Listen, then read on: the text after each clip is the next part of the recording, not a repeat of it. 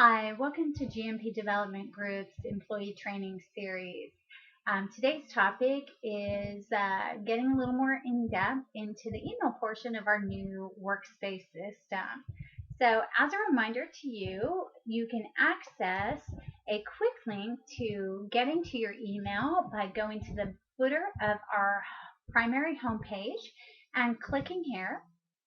It's going to pull you into your workspace email login. If you've logged in recently, it'll also auto-populate. And the first screen that you're going to see is your home page. Today's topic is the email tab. So let's go ahead and click on that.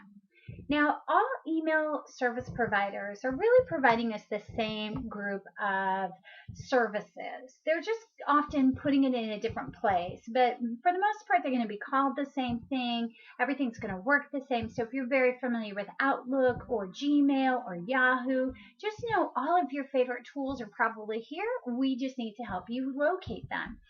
So if you'll see, the secondary navigation has changed in the email tab. So you can see I can click on check email, which will refresh my email inbox list. I can click on compose email, which will automatically open up a new email for me. All of your email includes corporate branding with GMP Development Group's information. You'll see here is my information, Heather Latchford, Multimedia Specialist at the PR firm. Let's go ahead and close that out. You'll also see that there is a place to add an address book.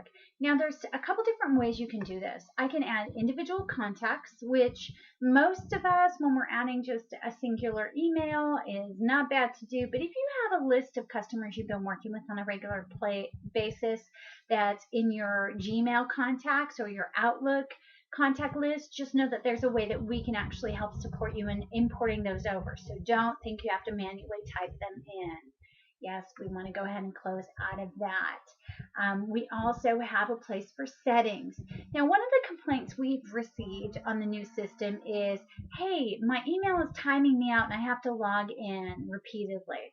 Well, that is a setting issue. So if you're having that problem, I want you to go to settings, go under personal settings, and you're going to notice right down here in security options, we want it to default to use full-time SSL mode. That is doing encryption to protect the data being transferred. And inactivity timeout. This is really a personal preference. I tend to like to default it to 1 hour. 2 hours is still a good one because obviously I'm seldom away from my computer for 2 hours without logging out of my email. 6 hours if I am at my desk a lot, but I don't get a lot of emails. That might be a good fit. I don't recommend 24 hours because that really just leaves your computer wide open for information to be accessed if you're away from your desk. The second tab that is being used right now is your signature tab. You'll notice if you click into that, you should see something similar to this. This is called a digital signature. It's going to automatically insert a signature every time I create a new email. So if you see a signature in this box, but it's not dropping into your email when you create one, just know that it's a setting right here in automatically insert. I want that defaulted. I also have included a digital image of my business card that I can insert if I wanted to. These are just a visual file. It's not a downloadable one, so I don't find that they're very useful for the people I'm sending email to. So let's go ahead and go into the next setting that I think is interesting to you, Notifier.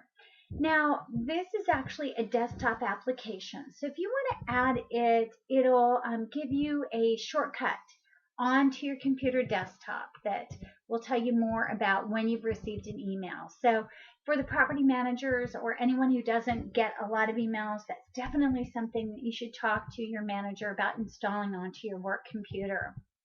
The next thing is mobile mail. Now, if you tend to work remotely, this is actually, if you logged into the email from your phone, you might want to go into this mode. You'll see that it gives a shorter list that's a lot easier to read from your phone. Well, I hope that gives you some basic introduction into what is available for you here in your email tab. In the next video, we'll get a little bit more in depth in that. And I hope to have you join me for the next video.